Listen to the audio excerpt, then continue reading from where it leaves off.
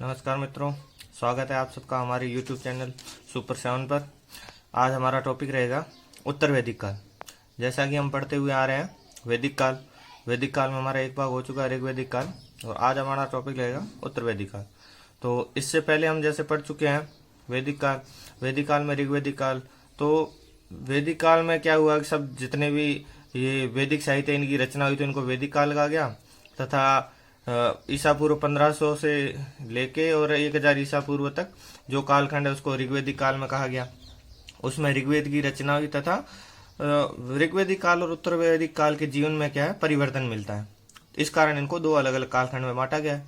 तो मुख्य जो माना जाता है परिवर्तन वो क्या है, तो मुख्य परिवर्तन है मित्रों, जैसे उत्तर वैदिक काल में माना जाता है लोहे की क्रांति, मतलब लोहे का उपयोग होना शुरू हो गया था इसमें उत्तर वैदिक काल में, और ऋग्वैदिक काल में लोहे का उपयोग नहीं किया जाता था। ऋग्वैदिक काल मुख्यतः पशुपालक आधारित था। जो भी वहाँ थे वो लोग कबीलाई जीवन जीते थे, पशुओं पर आधारित थे। पशुपालक उनकी दिनचर्या थी, इसके कारण वो यायावर जिंदगी जीते थे, घुमक्कड़ जिंदगी जीते थे। ऋग्वैदिक काल में क्या है, जो आर्य है वो धीरे धीरे स्थायी होने लगे। तो स्थायी होने के नाते पशुपालक तो थे, साथ में कृषि इनका मुख्यतः कार्य बन गया था, तथा लोहे के ज्यादा उपयोग के कारण इनके जो कृषि में है वो अधिशेष उत्पादन वगैरह होने लगा था। तो आज हम पढ़ेंगे उत्तर वैदिक काल में इनकी भौगोलिक स्थिति क्या थी, राजनीतिक स्थिति क्या थी, धार्मिक आर्थिक सारी स्थितियां पढ़ेंगे क्या क्या थी। ठीक है मित्रों, तो प्रारंभ करते हैं उत्तर वैदिक काल। उत्तर वैदिक काल को 1000 ईसा पूर्व से 600 ईसा पूर्व के बीच में रखा जाता है। इसके बीच के कालखंड को उत्तर वैदिक काल कहा जाता है। जिसकी भौगोलिक स्थिति है मित्रों, इस जो उत्तर वैदिक काल में ऋग्वैदिक काल में क्या था मित्रों को, वो जो उनके आर्य थे वो सिंधु नदी घाटी के आसपास तथा उत्तरी जो भारत का एरिया था उसमें वहां से आए थे, मध्य एशिया से। तो उत्तर वैदिक काल में क्या हुआ कि ये बढ़ते बढ़ते गंगा के उत्तरी तटों तक, मतलब बिहार में सदानीरा नदी है जो वर्तमान में जिसको गंडक नदी कहा जाता है, वहां तक पहुंच गए थे। ठीक है मित्रों, तो इसका जो वर्णन मिलता है सदानीरा नदी का कि उसमें आर्य यहाँ तक पहुंच गए, तो वो शतपथ ब्राह्मण में मिलता है। और इस काल में तो गंगा यमुना नदियों का उल्लेख कई बार मिलता है। जैसा ऋग्वेद में मैं आपको बता चुका हूँ मित्रों, ऋग्वेद में गंगा का 1 बार तथा यमुना का 3 बार उपयोग यानी शब्द उल्लेख मिलता है ऋग्वेद में। लेकिन उत्तर वैदिक काल में बहुत बार गंगा और यमुना का उल्लेख मिलता है, क्योंकि आर्य जो है वो गंगा के उत्तरी तटों तक यहाँ तक फैल फूल गए थे। ठीक है मित्रों, पहाड़ियों के रूप में मुजवंत जो ऋग्वैदिक काल में भी नाम मिलता है, लेकिन उत्तर वैदिक काल में जो अलग है वो त्रिकंदु, केंच, मैनाक पहाड़ियों का उल्लेख भी इसमें मिलता है। ये पहाड़ियां क्या है, ये अलग से इसमें उत्तर वैदिक काल में पाई जाती है। ठीक है, राजनीतिक व्यवस्था कैसी थी इस काल में, तो जैसा कि हम ऋग्वैदिक काल से तुलना करेंगे तो ऋग्वैदिक काल में क्या छोटे छोटे कबीलाई जीवन थे। तो वहाँ कबीले का सरदारी वो माना जाता था राज्य, जिसको जन्म में परिभाषित किया जाता था। तो उत्तर वैदिक काल में राजनीतिक व्यवस्था कैसी थी, इसके जो उत्तर वैदिक काल में जो राजनीतिक व्यवस्था थी वो क्षेत्रगत साम्राज्य की स्थापना हो गई थी। मतलब एक छोटे छोटे क्षेत्रों में राज्यों की स्थापना होनी शुरू हो गई थी। जैसे छोटे छोटे जो ऋग्वैदिक काल में जन थे वो जन मिल के एक छोटे राज्य की स्थापना करते थे। वहां सिर्फ जन होता था, इसमें 2 जन मिलके आपस में स्थापना करते थे छोटे राज्य की। कैसे करते, जैसे भरत व कुरु दोनों मिलके कुरु राज्य की स्थापना करते हैं, तथा तुर्वस तथा किरवी राज्य मिलके पांचाल राज्य की स्थापना करते हैं। तो जो छोटे छोटे जन थे वो मिलके राज्य में परिवर्तित होने लगे। उत्तर वैदिक काल में राजा की शक्तियां बढ़ गई थी। वंशानुगत राजतंत्र की व्यवस्था पूरी तरह से स्थापित हो चुकी। वंशानुगत राजतंत्र ऋग्वैदिक काल में भी था, लेकिन वो पूरी तरह से नहीं था। इसमें क्या है कि पूरी तरह से स्थापित हो चुका था। राजतंत्र में देवीय सिद्धांत को स्वीकृति मिल गई, मतलब जो राजा होता था वही ईश्वर होता था, उसको ही ईश्वर का प्रतिनिधि माना जाता था राजतंत्र के देवीय सिद्धांत में। ठीक है मित्रों, इस समय राजा की बड़ी बड़ी उपाधियां धारण करता था राजा। कैसी उपाधियां, जैसे सम्राट, विराट, स्वराट, एकराट, और इन सब का अपने को ऐत्रेय ब्राह्मण में उल्लेख मिलता है। राज्य शक्तियों को बढ़ाने के लिए अनेक प्रकार की यज्ञ करता था, जैसे राजसूय, अश्वमेघ, वाजपेयी। तो राजस्व योग करता था वो अपनी दिव्य शक्ति को बढ़ाने के लिए करता था। जैसे उसको दिव्य शक्ति मिलती है, ऐसा माना जाता था कि राजस्व यज्ञ करने से दिव्य शक्ति मिलती है, जो राजा अभिषेक के समय किया जाने वाला यज्ञ था। अश्वमेघ यज्ञ में एक घोड़ा छोड़ दिया जाता था, और वो घोड़ा जहां तक जाता था जिसको वहां कोई रोकता नहीं था, वहां तक वो उसका साम्राज्य विस्तार होता था। तो साम्राज्य विस्तार के लिए अश्वमेध यज्ञ, वाजपेयी यज्ञ। इस यज्ञ में क्या है, रथ दौड़ होती थी, और रथ दौड़ में राजा भी अपना रथ लेके आता था, और इसमें विजेता, अंतिम विजेता राजा ही होता था। वो तो सर्वविदित है मित्रों। अगर राजा किसी दौड़ में, भाग में हिस्सा ले रहा है, तो जो उसके मंत्री होंगे, चापलूसगण जो भी होंगे, वो सर्वविदित है, वो पीछे ही रहना चाहेंगे, राजा को ही विजेता बनवाना चाहेंगे। तो वाजपेयी यज्ञ में जो घुड़दौड़ होती थी, उसमें राजा ही विजय होती थी, राजा की विजय होती थी। इस समय सभा और समिति के अधिकार कम हो गए थे। जैसा कि ऋग्वेदिक काल में विदत, सभा, समिति सबका उल्लेख मिलता है, लेकिन जो उत्तरवेदिक काल है, इसमें विदत का कहीं उल्लेख नहीं मिलता है, तथा सभा और समिति के अधिकार है वो कम हो गए थे। ठीक है। अथर्ववेद में सभा और समिति को प्रजापति की पुत्रिया कहा गया है। ठीक है मित्रों, विदत का कहीं उल्लेख नहीं है इसमें। और मंत्रियों, जो उस समय भी उनको रत्नी कहा जाता था, इनकी संख्या बढ़ के इसमें 12 हो गई, रत्नियों की संख्या 12 हो गई।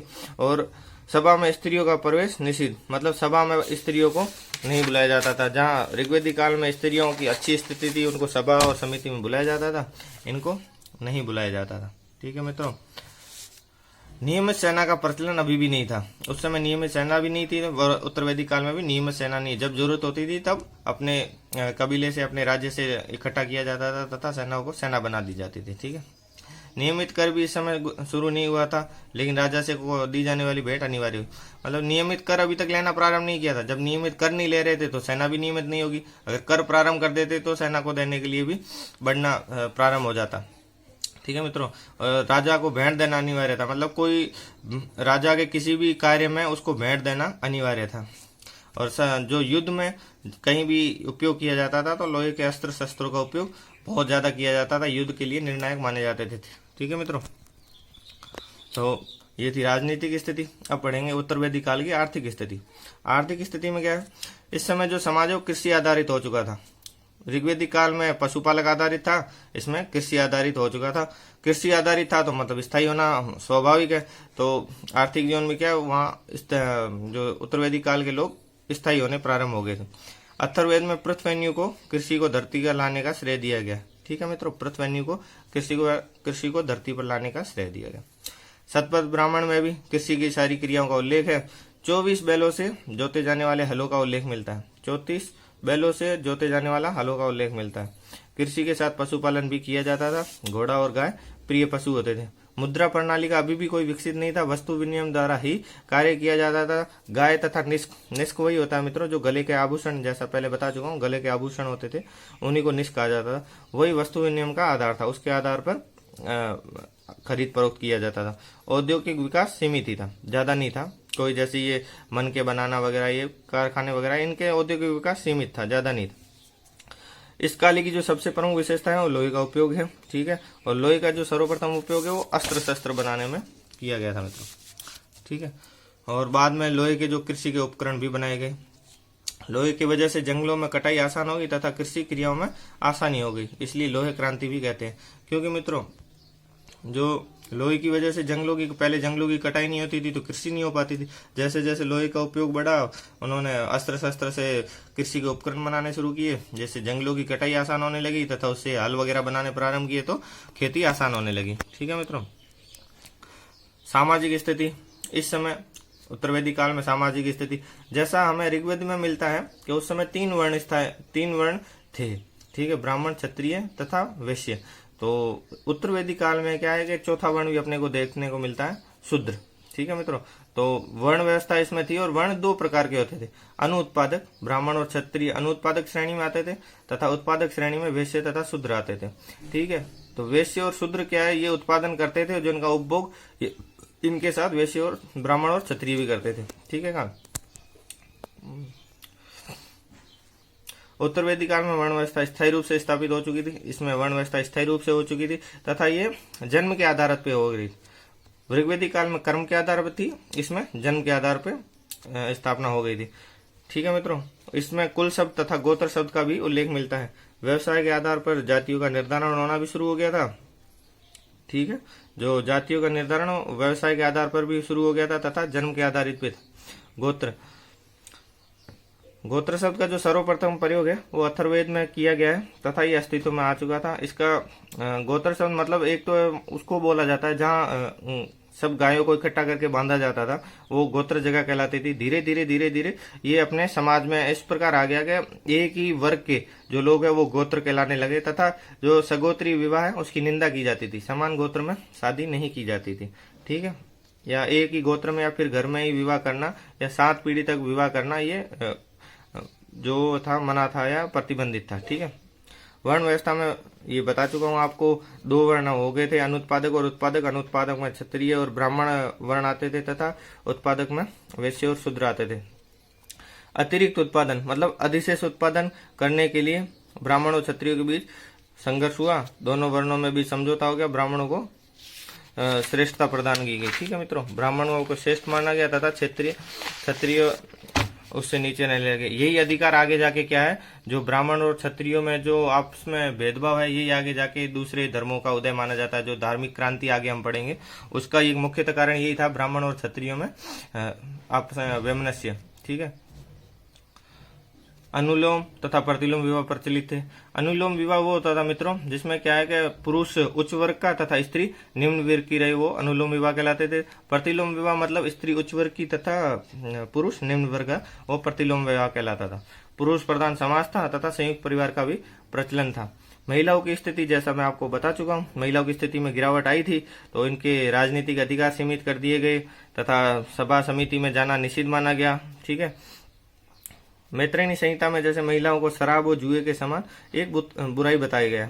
मैत्रेयी संहिता में महिला को शराब और जुए के समान एक बुराई बताया गया।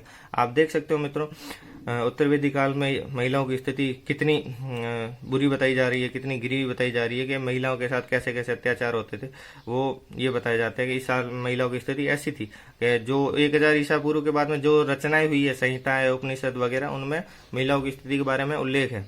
तो मैत्रेयी संहिता में ये बताया जाता है कि शराब और जुए के समान एक बुराई बताया गया। ऐत्रेयी ब्राह्मण में पुत्री को सभी दुखों का कारण बताया गया, ठीक है। और बृहदारण्यक में उपनिषद में क्या है, याज्ञवल्क्य और गार्गी से कहता है मैं तेरा सिर फोड़ दूंगा, ऐसे ऐसे शब्दों का उल्लेख मिलता है कि इससे पता चलता है कि स्त्रियों की स्थिति में ऋग्वैदिक काल की तुलना में गिरावट आई है, लेकिन इनको ज्ञान प्राप्ति का अधिकार था मित्रों, ठीक है मित्रों।